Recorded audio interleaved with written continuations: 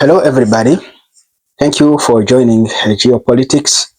We thank you for your time.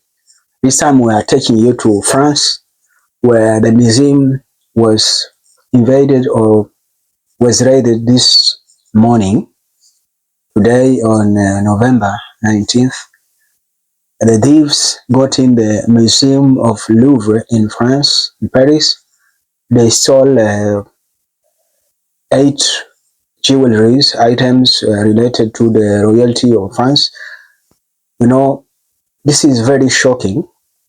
I have so many questions that I'm asking myself, but I lack responses or answers because it is the most visited museum in the world, and I'm wondering whether there is no security there, and I'm also wondering what happened to the security at that place. Another question I'm wondering: how about these thieves? Because these thieves, I listened to a French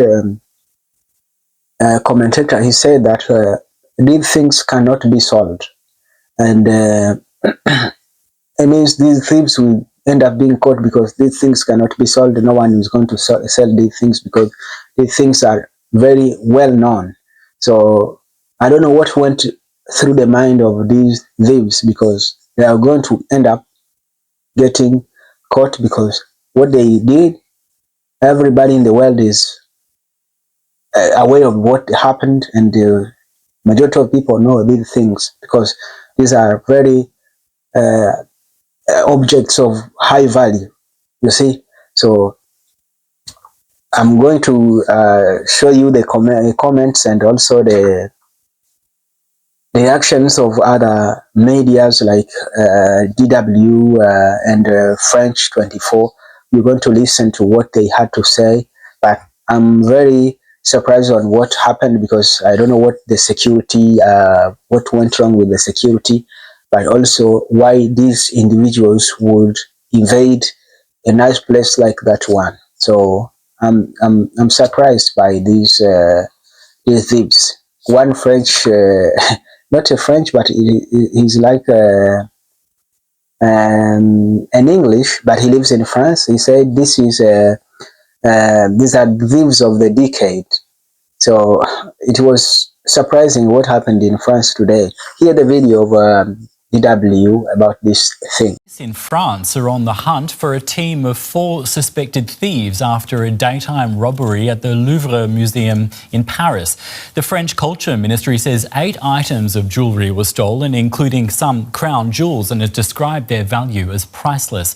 The Interior Minister says the thieves got in using a crane, then smashed 2 display cases and then quickly fled on motorbikes. A daring heist at the world's most visited museum.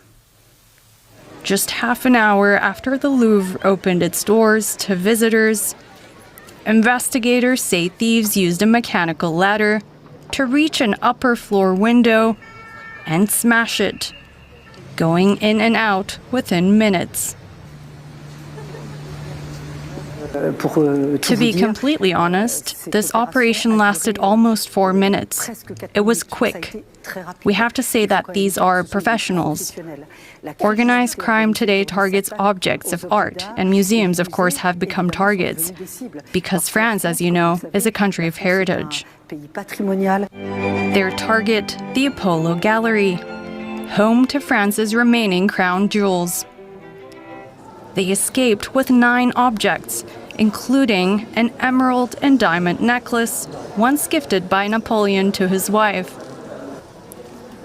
One of the stolen items has since been recovered. All of this happened just 250 meters from the Mona Lisa, and experts believe it will be difficult for the suspects to sell the stolen items.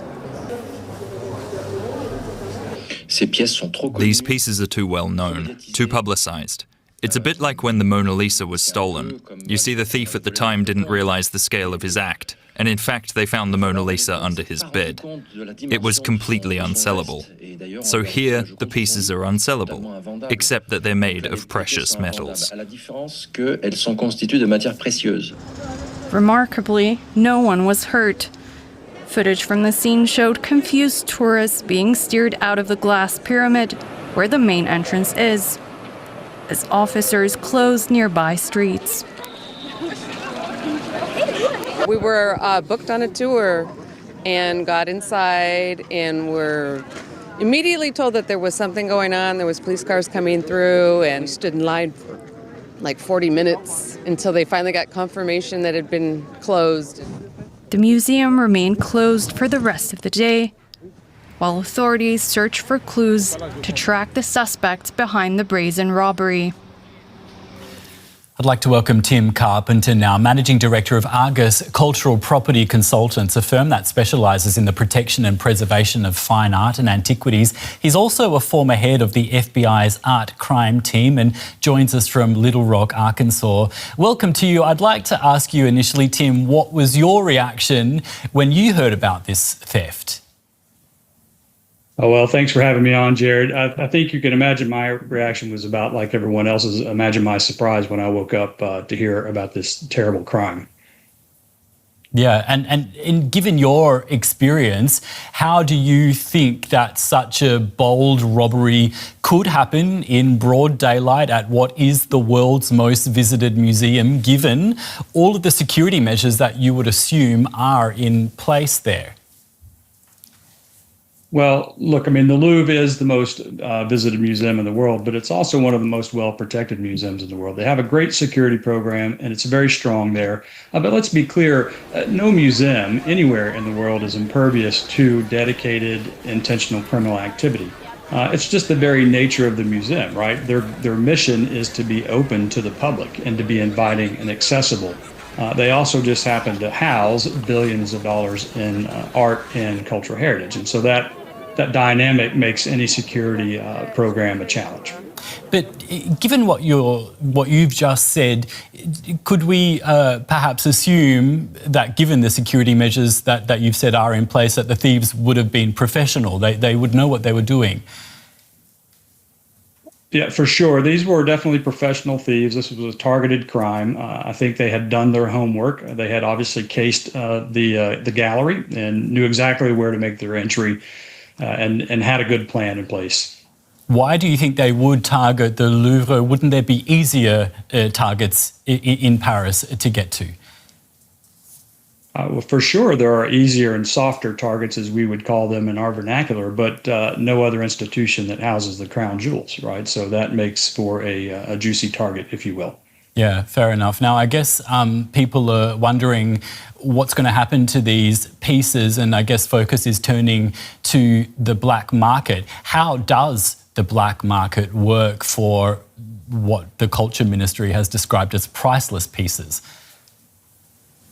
Yeah, so that's a great question. And I think just to answer that, we have to kind of look at this in two perspectives. Traditionally, when thieves steal traditional artworks, two-dimensional pieces, paintings, prints, works on paper, that kind of material, the challenge really isn't the theft. The challenge is moving those pieces into the market stream, right? Because as I think one of your other guests said, the works are generally known and they're difficult to monetize. And at the end of the day, that's what this is really about, monetizing a commodity.